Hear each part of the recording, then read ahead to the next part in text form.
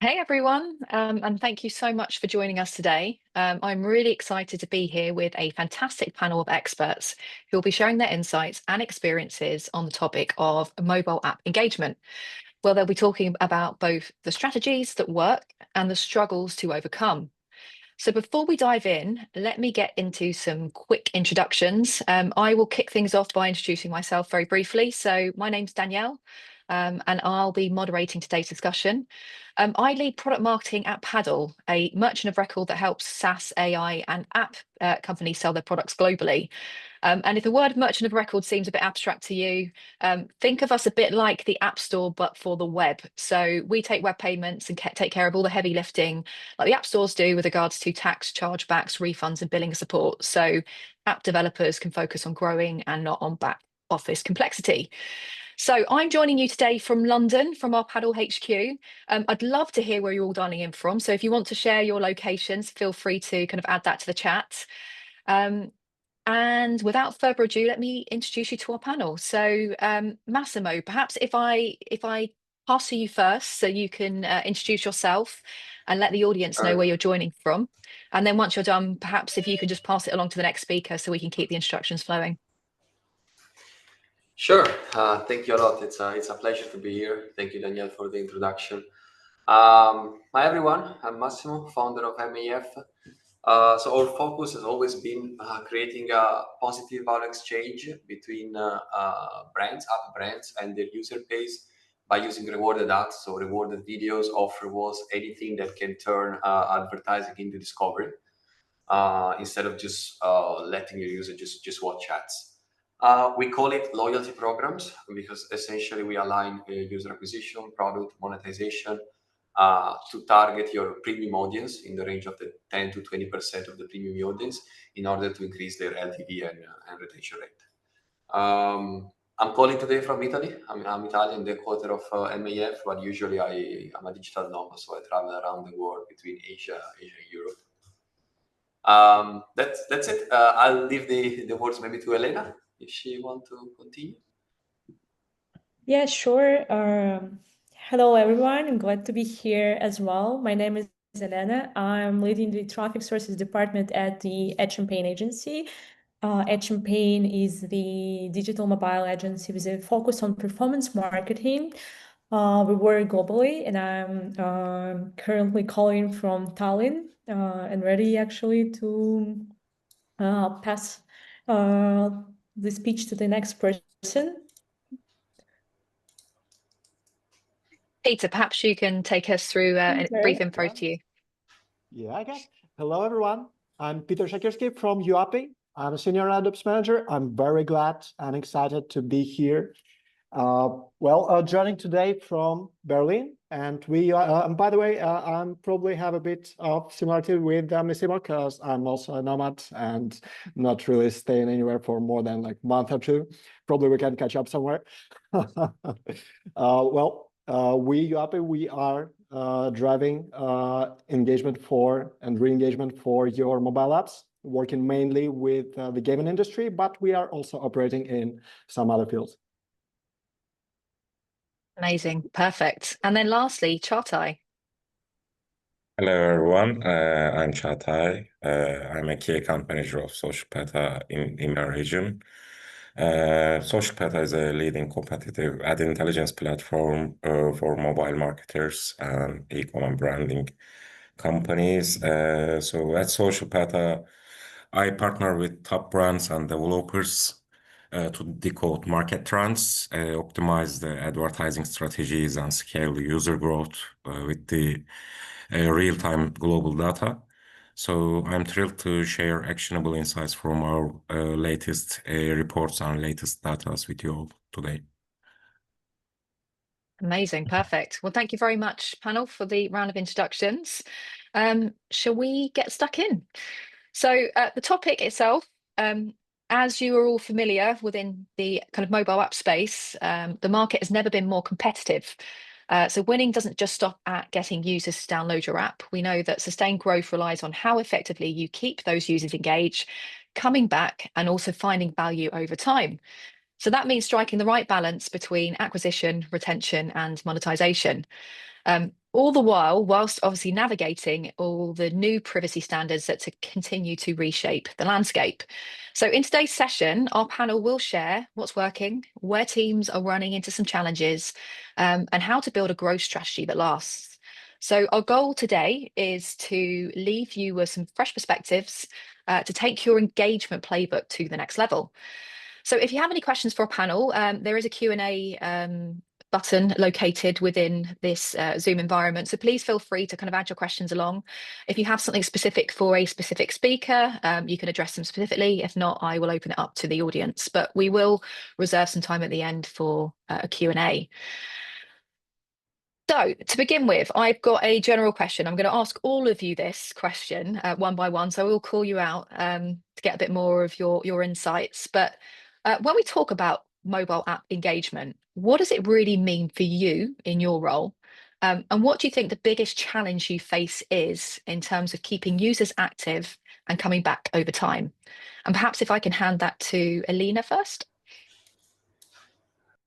Oh, yes. Thank you for your question. As I'm heading the traffic sources department at AdChampagne, my role actually has two parts. First, to analyze and select the right traffic sources for our clients and making sure we are following the media strategy.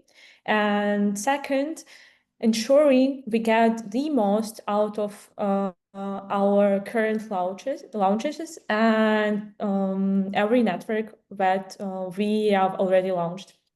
And I would say with the expertise we have across different channels or different verticals like e-com, fintech, finance, gaming, wellness, and more, I see that in one form or another, engagement is always a part of KPI. And that's why we work closely with platforms in our media buying team to keep improving results on every step. Amazing. Thank you, Elena. Peter, perhaps you'd like to share some insights from your experience. Of course. So, well, as an others manager in the retargeting company, driving mobile engagement is something that is, the main thing and the main goal in my role. That's, there's plenty of ways of keeping users active, from some email marketing, some push notifications, bringing new features, giving awards for being active, and so on and so forth. Of course, here I'll be an advocate for mobile retargeting. And this instrument is something that every mobile app should have in their portfolio. Well, speaking of challenges, it's really important to understand which users will give you the incremental value once you are working with the audience. In YouAppi, we are recommending and encouraging to our clients to start an incrementality test every time we are starting with the new activity. And this way, we will be able to understand together with the client which audience groups are working, are like worth working with as retargeting, and which groups will be driving the most incremental results and improve the app economy. And then we want to put our main focus on those users who are less likely to come back to the app without help of our channel. Amazing, thank you. Yeah, really interesting there. Like when you're choosing where to spend your money and spend it wisely, you want to be investing it in the right place. So thanks for that, Peter. Massimo, perhaps I can turn to you for some thoughts on some of the challenges you see. Yeah, sure. So speaking about mobile engagement, I think there are tons of metric you can look at, the AU, session length, and so on and so forth. So it really depends on your type of app and the type of feature you want to implement in the app to increase the engagement. Personally, at us at MAF, we focus on value exchange, as explained before. So we try to create an economy for the user where actually there is a value for them to come back. We focus on rewards. I think the biggest example that everybody knows is the loyalty program from airlines. So airlines basically offer all the same services because you get from point A to point B with a airplane, essentially. But implementing a loyalty program then really helps them to retain the user for not just like days, as we are focusing on mobile apps, but we're talking about years or decades. So we're trying to essentially take this concept and bring it to mobile apps, and this is what engagement is for us. Regarding the challenges, very quickly, of course, like a loyalty program cannot be presented to the user in the very first session, the very first day, because it's going to make the user churn, which is what we don't want. So we need to wait that the user gets to this haha moment when they say, okay, I really understand what this app is worth for, what's the value, and then only there we can start advertising the loyalty program. So our challenge is trying to make this time spent as short as possible, so there are more users in the app, and more users can benefit from the loyalty program itself. Yeah, really interesting there. And interesting that kind of peak point as well, where you find that aha moment where you then get those kind of long embedded customers into that loyalty program. Amazing. Thank you, Massimo. And then Chartai, perhaps I can turn to you for some thoughts from your experience at SocialPeta. Yeah, of course. So thank you very much for everyone with their thoughts. I will try to elaborate our perspective on engagement as a market intelligence tools. So we see engagement as an outcome of both acquisition quality and lifecycle marketing. So the creative that attracts user sets expectations, and the product experience has to deliver on that the promise to keep them. So the biggest challenge today is the retention in a crowded and distracted market. So users have endless alternatives, low tolerance for friction, and high expectations for personalization. So with our latest data for 2025, it shows that although AI apps, for example, are releasing more creatives than ever, average ad spend per user is going up while stickiness is flat. So that tells us that installs are coming, but the loyalty is harder to earn.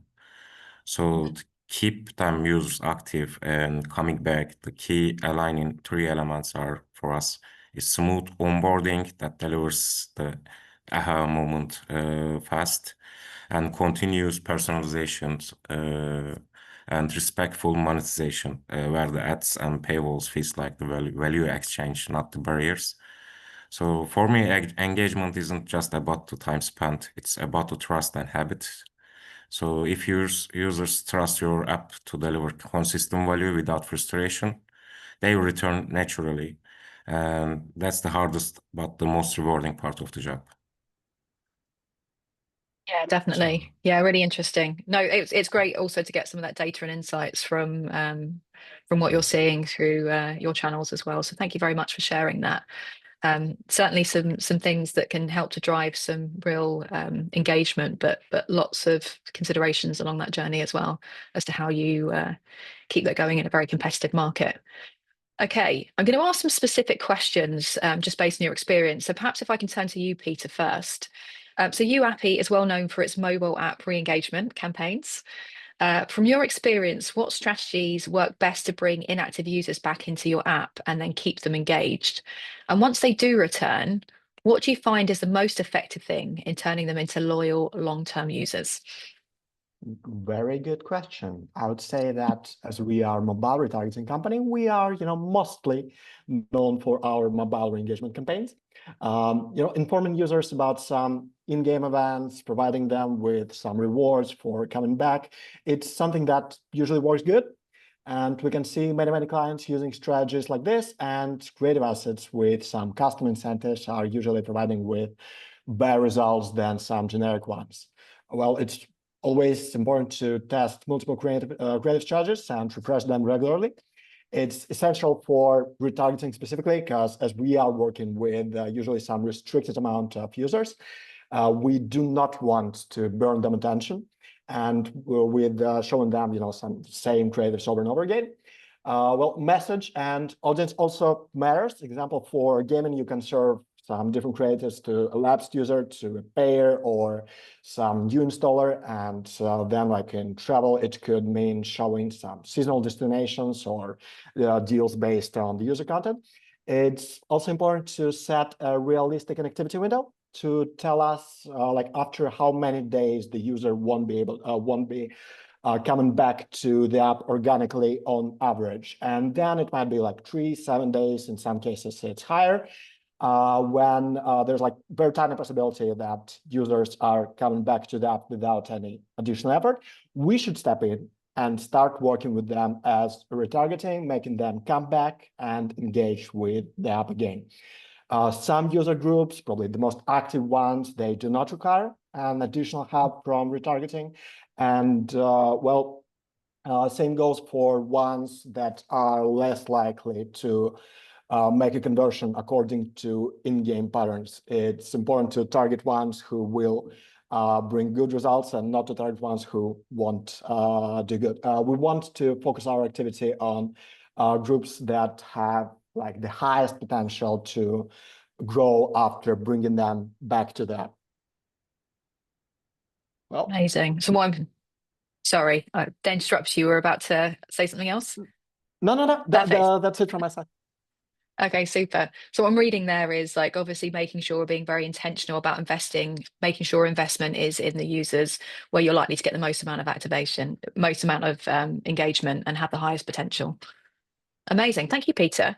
I'm going to turn to you now, Massimo. So MAF has been working closely with app developers to optimize both user acquisition and monetization.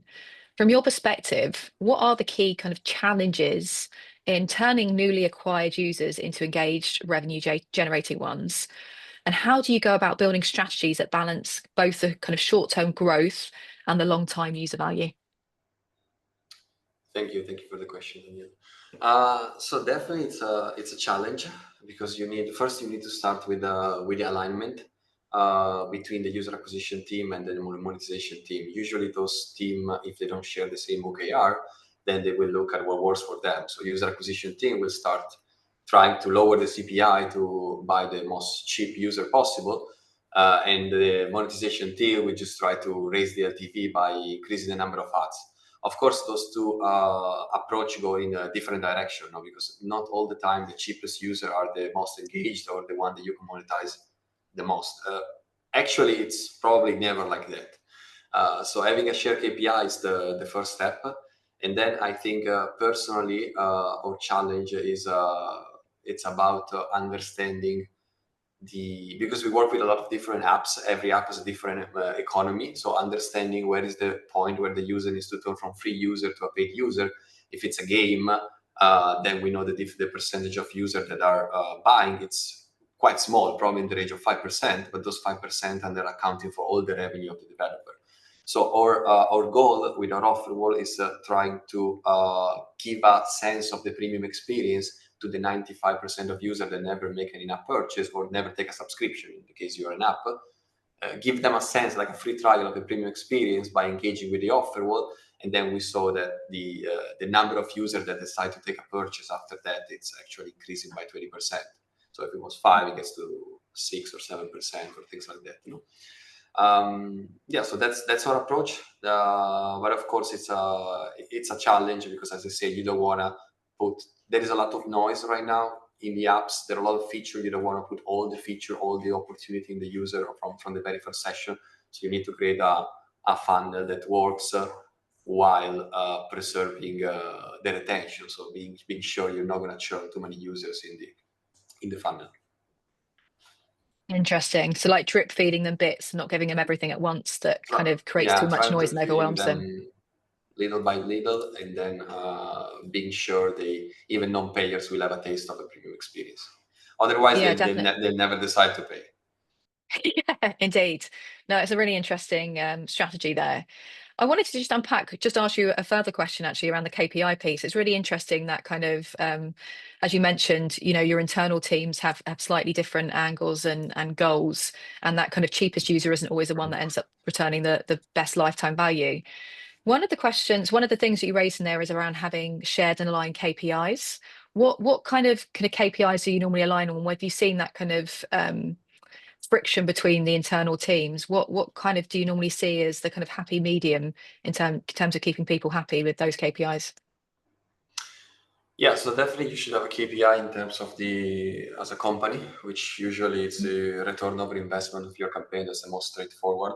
But I think one KPI which aligns user acquisition and the monetization team is the retention rate. retention rate is crucial to build a loyal user base.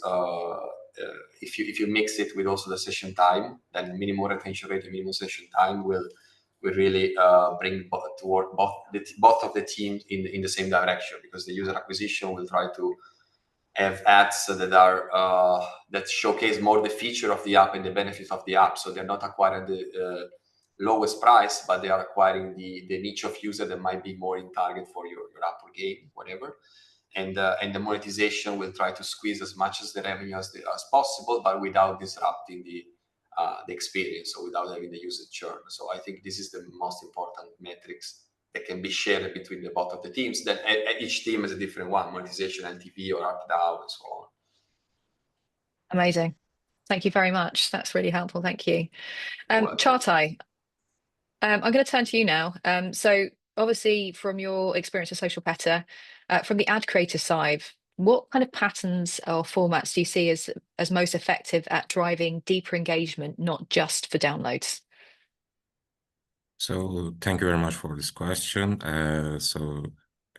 Regarding on our latest report on the half one of this year, at creative side on the mobile app, the shift we see is away from just driving installs toward to setting the right engagement expectations. So the most effective format for ad creatives are short form videos for mobile apps at the moment, especially like 15 to 30 seconds that don't just show the app interface, but to demonstrate a clear use case or outcome.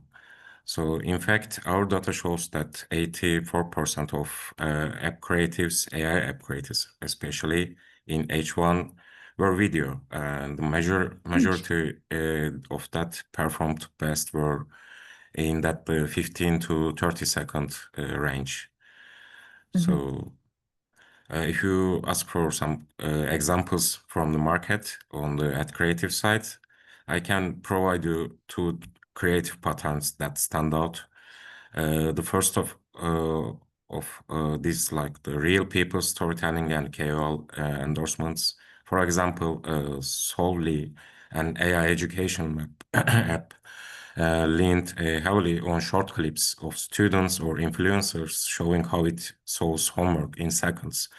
So that approach helped their downloads surge by over 150% month-on-month in early 2025.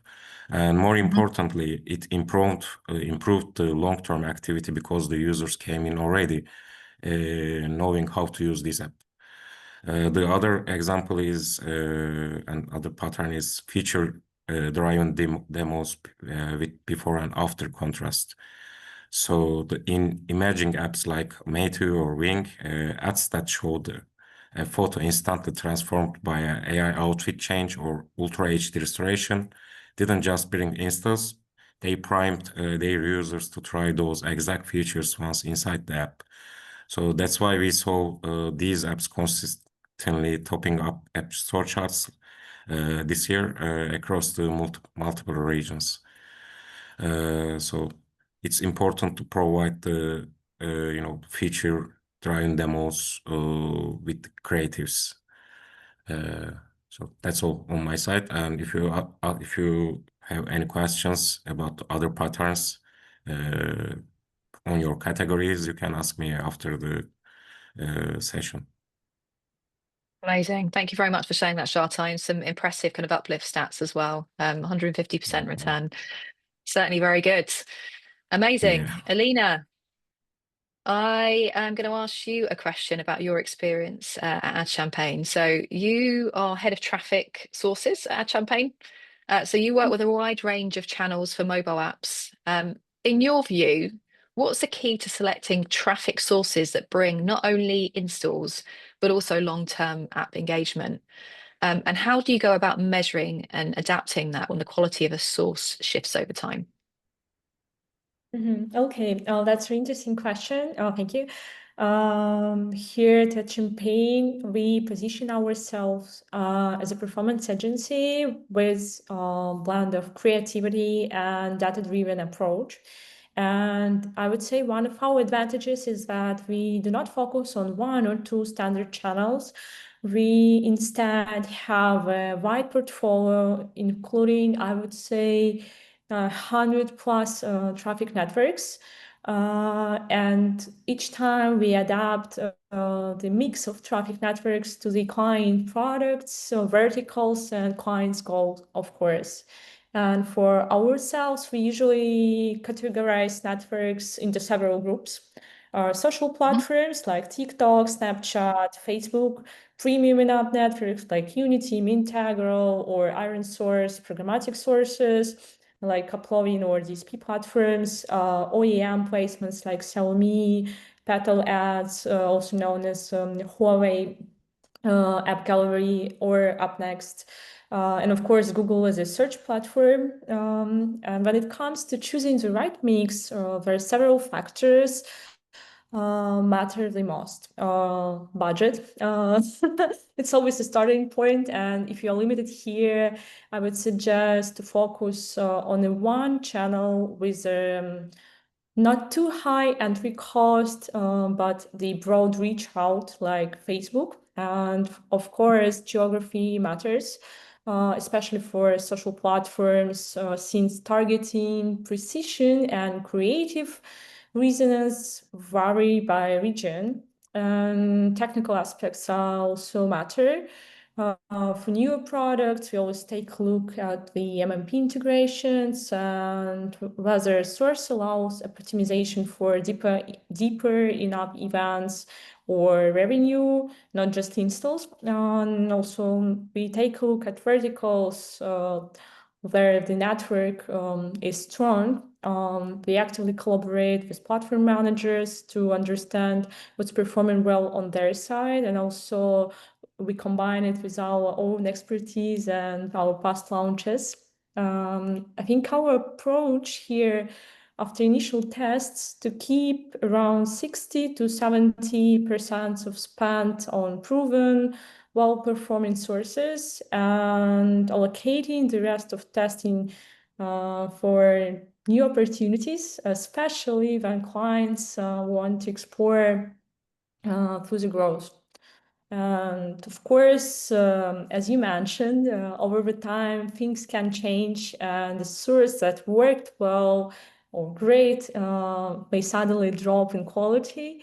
And to prevent that, we regularly refresh creatives on our side, and our in-house team makes it a bit easier. But honestly, the biggest thing here is communication. I would say even in 2025, with all the optimization we have around manager to manager thing, manager to manager feedback is still a key. And we share our KPIs with traffic partners. We are highlighting our problems, and very often on the traffic partner side, helps us to optimize from their perspective. And at the same time, we always double check the product itself. Did the app change, or is it seasonal, or just maybe the market shift? Sometimes, yes, channel just burns out and for a particular app, and then it happens. We increase testing budgets and move to other sources, which is the only right decision, of course. To sum up, continuous testing, market monitoring, and open dialogue with both clients and platforms. That's what can really drive you not only installs, but also long-term engagement. Elena, no, that's really useful. And what I'm kind of hearing there is that if you're starting, there's obviously various channels you can look at, and that you should really kind of personalize that to the verticals that you operate within. But if you're starting small with budgets, then you're suggesting that people should really hone in on a channel first, rather than spreading their kind of smaller budget across all the different channels and prove it first. And then I'm also reading from what you were saying that you suggest that you spend up to 60 to 70% on things that you know will work, but also bake in some of that extra capacity to try testing. So that kind of 30 to 40% of experimental work to trial some different channels too. Yeah, exactly. Exactly. Yes. I think Amazing. that's the general advice. Yeah, indeed. No, perfect. That's great, and it's nice because there's advice there really for people with smaller to larger budgets too. So really appreciate. One thing that's coming through consistently through the conversations is how important kind of localization is, like geography and personalization in the experience too, and kind of not treating all verticals as being the same. Kind of really understanding that market and what's going to make those users see the value in the first place and keep them coming back. I think we've got, if anyone's got questions in the audience, please do feel free to add them in here. I've got one already, so I will turn to that shortly. In the meantime, I've got one question that I want to kind of pose to the entirety of the panel as well. So I'll ask you all individually. And feel free to expand beyond. You can either give a short answer or a slightly longer answer if you'd like, and if you might have more than one idea of things that will be helpful for this audience. But looking ahead, what's one strategy or trend or idea, or more than one, that you believe will really make the biggest difference in keeping mobile app users engaged next year? And I'm going to go first to Massimo, if that's okay. Sure. That's great. I think there are probably plenty. The first one that I can think about is a big trend for the next year. It's definitely the mix between the engagement and monetization. I'll explain more in details. So we're used to apps that having a lot of different engagement features like daily streaks or quests or things like that, which are always tied to featuring the app. For example, probably the biggest case is like Duolingo or similar app, which they tell you make a lesson every day, you can keep your streak. And then on the other side, we have monetization, which asks like offerals, which ask the user to do an action outside of the app in order to earn some coins. So what we are seeing right now is the merge of these two features. So some developers, some brands, they are creating some kind of an offer which combines external engagement and internal engagement. So they will mix like, and they use this for the user to discover a new feature of the app. For example, new quest like invite a friend and share a streak with him, to get some additional coins. But then they will mix with try another product and then get additional diamonds to spend in your next in-app purchase or power ups or things like that. So we are seeing a lot of partners which have usually been outside from any ads in their app to be more open to this type of feature of product, because it's where monetization becomes engagement for the user and helps the user to discover a new feature in the app, increase their retention, and stick longer, essentially. So we strongly believe that it's going to be a big trend for the next year or couple of years. So I'd suggest to keep an eye on that. Amazing. Thank you very much, Massimo.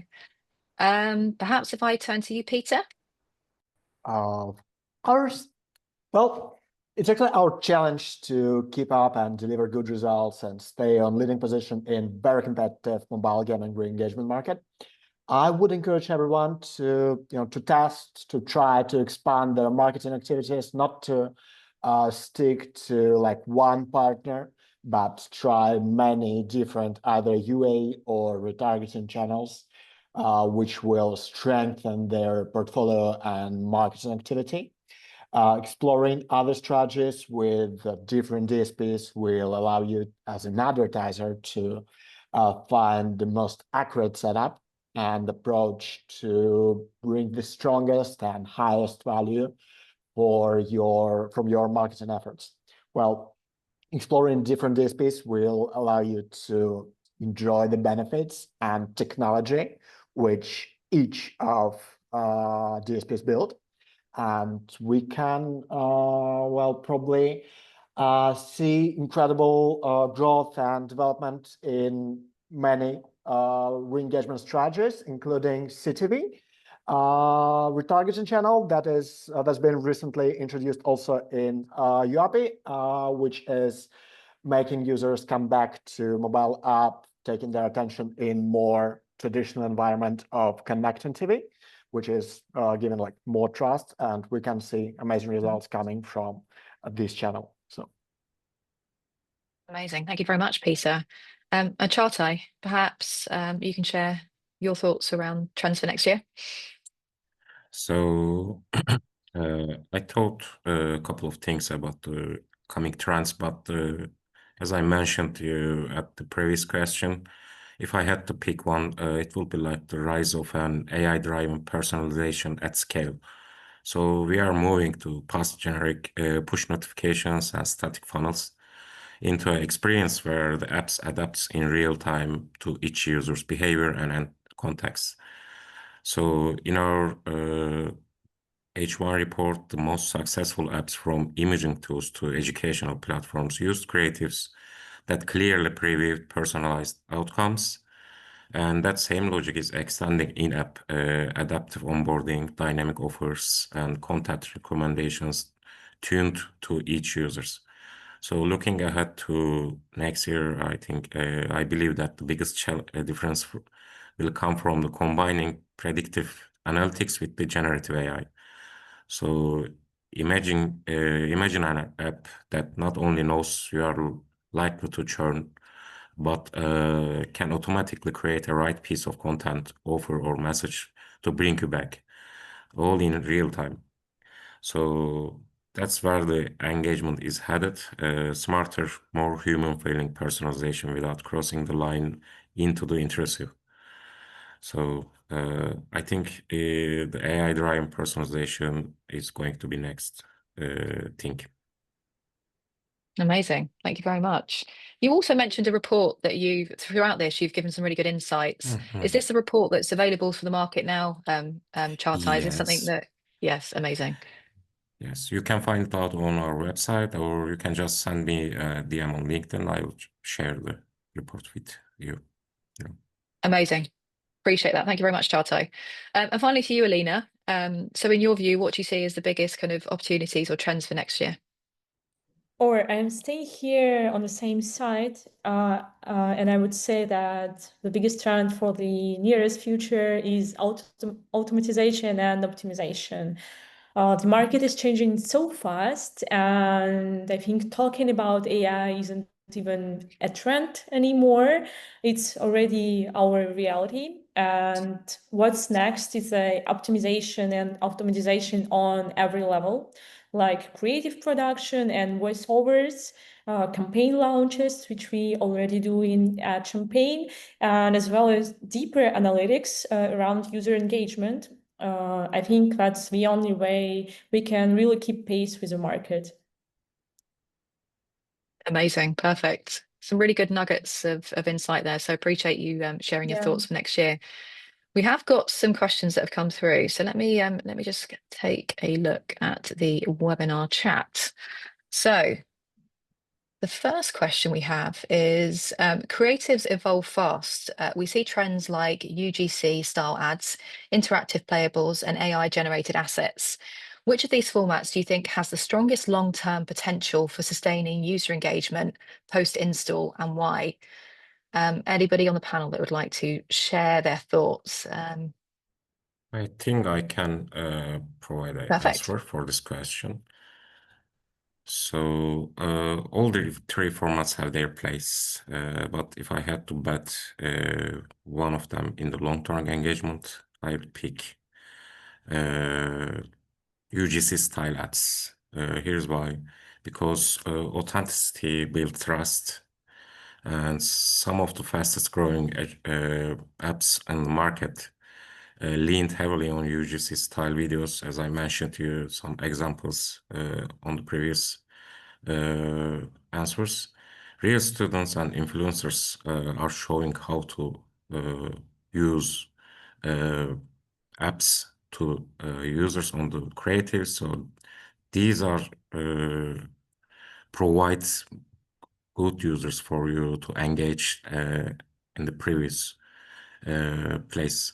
And the second of all, the interactive playables are also powerful, especially in gaming, because you get the experience before the install with the playables, but in the mobile website, you also get the experience about the product on the ads.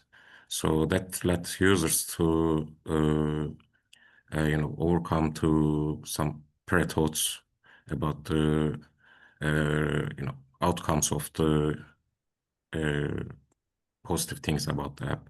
So the third one is AI generated assets. So these are great for speed and variety. So we are seeing them compress the creative iteration cycles.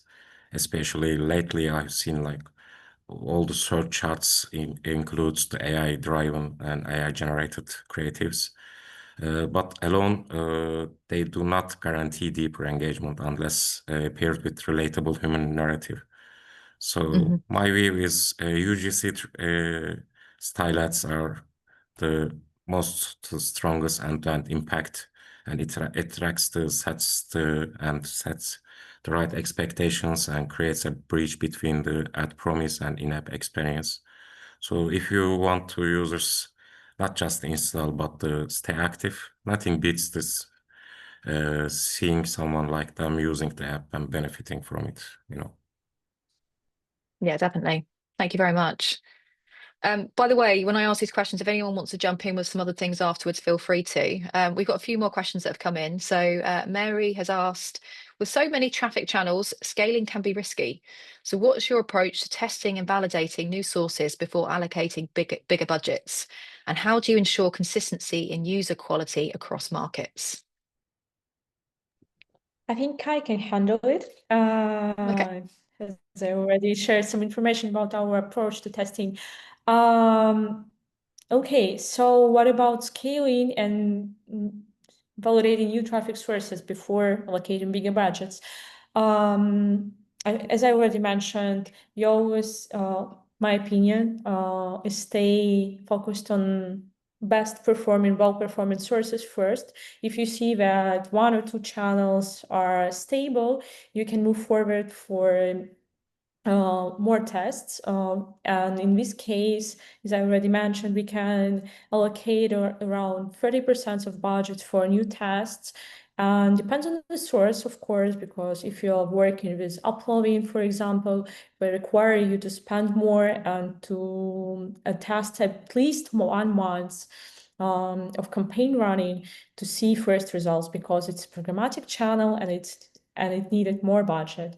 So if you don't want to risk, do not start with to work with programmatic first. Try to test social networks or small channels or DSP platforms or Google Ads, and when you're seeing results, you can increase your budgets. And also there was a question how to ensure consistency in user quality across the markets. It's always about the balance, I think so. I think user engagement at all is about the balance between time, budgets, and quality. So there is no simple answer, just testing, I guess so. And balancing between one network on one market and other, maybe more local networks in other markets. Amazing. Thank you very much, Elena. I think, And just, sorry, go on, if I please can add do. something on that, I definitely Yeah. agree with Elena regarding keeping the maximum 30% of the budget to testing your sources, because otherwise the campaign is at risk. But I would say it really depends on the LTV prediction that you can develop for your app or game. So I would suggest to invest a lot into analyzing the data and creating a model that can predict the LTV for a year, even with 7 days of data. So in that case, you could test many new sources with a very limited budget. And if your algorithm is quite accurate, you can understand if you're going to have the return or not. Another way would be also segmenting the sources by type. So we know some sources are very similar to another, and maybe we have experience, we have data with the latter, so we can use their modeled curve of the LTV and retention rate to estimate what kind of results we're going to have with the new source that we want to add to the mix. Amazing. Thanks, Massimo. Actually, a slight extension on that question too, that we're talking about what kind of periods or lengths of trials are we doing with regards to experimentation? So how long would you, in your kind of experimentation bucket, how long would you leave things to run before you could ascertain whether or not they were returning good results? Elena, you want to first? Yeah, I can go first. It depends on the traffic network, but I would say at least 2 weeks and up to 4 weeks or even a few months for programmatic networks who requires more budget to spend. That's the shortest answer. And Massimo? Pretty on point. I think it really depends on the source, and it really depends on how you are sensitive to spending the budget. If you have very limited one, you need to keep as short as possible. If you can be more relaxed, it's definitely better, because if you test longer, you can really make things work. So you're gonna have a more solid and healthy user acquisition split between a lot of different channels, but it will require you to spend budget, which not all the company can do. So it really depends on your product and your UA budget. Amazing. Thank you very much. We've got another question here. So how do you see the relationship between creative ads and performance marketing operations in driving consistent UA growth? I've noticed that some apps with relatively simple features manage to sustain steady campaigns, often running the same ads for a long time, while others with more advanced offerings experience more fluctuation, ups and downs. What best practices or frameworks have you seen that ensure cohesion between creative and performance for long-time growth? I know it's a broad topic with many variables, but I'd love to hear your thoughts on creative experimentation and building sustainable UA.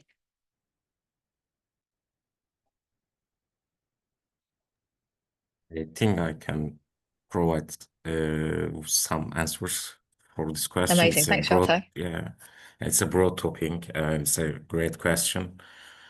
So this question goes directly to heart of why some apps grow steadily while others ride a roller coaster. So in my view, a relationship between creative ads and performance marketing is a feedback loop, not two separate silos. So we have seen that apps with relatively simple features, say like a scanner app or lightweight utility, often sustain campaigns with fewer creatives because their value proposition is crystal clear. A single strong ad can run for months without fatigue. But for more advanced offerings like AI-driven education or health apps, the message is more complex, and users needs to diverse, including specifications. So that's why campaigns fluctuate more. They need ongoing creative refreshers and tighter alignment with the performance signals. So I can provide some few best practices I can highlight, like they can use creative experimentation framework like creatives like A/B test, creative like product, A/B test creative aggressively and retire the weak assets fast, and document the learnings so every cycle has their own experience and compounds. The second is performance and creative integration. So have performance marketers sitting on creative ideation and vice versa. Data should directly inspire the next creative concepts. You can use platforms like us on that process as well. The life cycle KPI alignment is also important. So do not optimize for CPI alone. Judge creatives against the downstream metrics like day 7 retention or subscription conversions. So that ensures that the ad sets the right expectations upfront. The last best practice I can highlight from my experiences is predictive fatigue modeling. So use tools and AI to forecast when an ad is likely to burn out. So you can refresh the before performance tanks.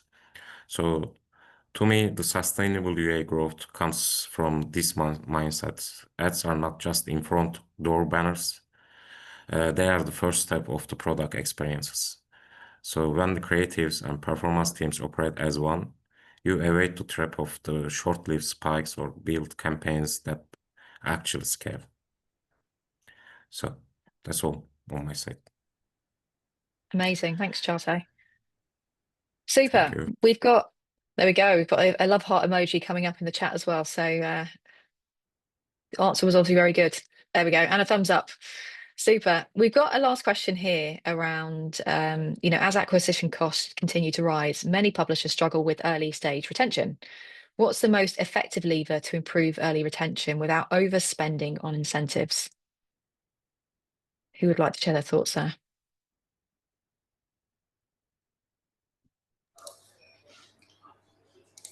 Well, Thanks, that's Massimo. I can try to take it. That's an interesting question. I need to understand what the attendee means, like overspending on incentives, because most of the time the incentives doesn't need to be monetary incentives for the user, but they can just be gratification.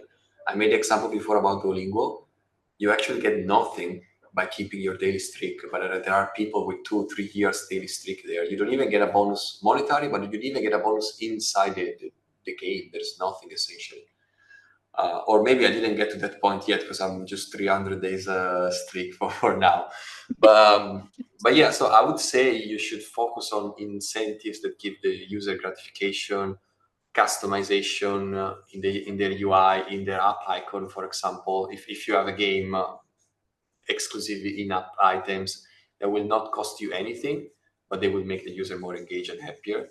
And then I think it's really hard to say which one of the retention techniques works the best, because it really depends on the type of app or game, on the product. So I'd say just test all of them, put them in order based on your vertical, test them and see which one gives the best result for your app.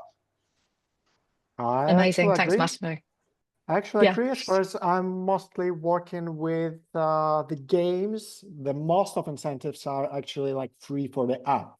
You can be given like some amount of coins or gems or whatever is your in-game currency like every week, and you can be given like a lot of it every week or like every 2 weeks if it brings like more attention, more retention, more engagement, more purchases within the app.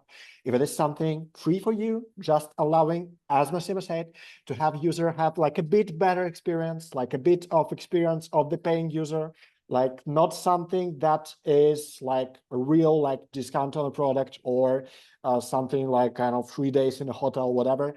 It's just something free in the app that makes user experience better. Just give it to him. Actually, Peter, one thing that it's really interesting that when you start testing, A/B testing, also on the amount of coins that you give back to the user. In the example of games, so you just bring this to the attention.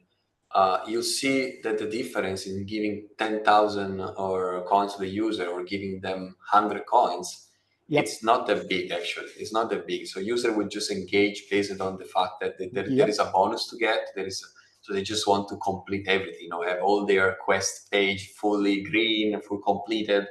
So I'd say if you have a bounty of 10K to give to the user, don't make one event, one quest, just distribute across a lot of different small and micro interaction. 100% agree. By the way, I'm on 666 day streak in Duolingo since yesterday, as far as you mentioned your 300. Wow, man. And well, yeah. And also, I would like to mention that, well, in our case, many advertisers are doing something like tiers. Let's say some users are high valuable for the app. Some users are like medium value based on what they did purchase or some other patterns within the app. How much did they spend? How much time did they spend? How many levels did they achieve? And based on that, apps together with us are segmenting the users based on like what incentives we want to give to the user. Like if user spend like some specific amount of money or time within the app in the past, we want to give him like big amount of free coins. If he spent like just a little, some medium amount or small amount of the free coins will be good and driving him back to the app. Amazing. Thank you so much. And you're both, go on. Sorry, you're about to say Sorry, Daniela. I think everybody in the crowd wants to know which language you're learning, Peter. Well, what is that? There's German, there is Italian. Well, yeah, there's Italian. Lingua Italiana. Italian, I can help you with that. I can help you with that. Would be absolutely good, yeah. You're both actually putting me to shame. I'm actually only on my 53-day streak, so I took up learning Spanish. Keep it going. Keep it going. Keeping it going. But there's definitely that gratification. I can definitely attest to that. Every morning, my 2 lessons is my first thing that I do with my coffee before the gym. So really appreciate your insights. I know that we're coming close on time. I can't see any more questions that have come in. So are there any kind of final thoughts from anyone on the panel that they'd like to share before we close out? No, perfect. In that case, I just wanted to say a big thank you to SocialPeta for hosting us today. So thank you very much to Tracy, who you can't see, who's behind the scenes, and to Chartai for leading this really important discussion. I've had fun having a chat with you all. It's been really interesting hearing your insights. Perhaps I can ask the panelists just to leave their contact information, email or LinkedIn in the chat, just so that if anyone's got any other follow-up questions, they're able to kind of contact you directly. And I'll do the same as well. So if you wouldn't mind, panel, just kind of adding your contact details in the chat. I'll make sure you've got time to do that. There we are. Perfect.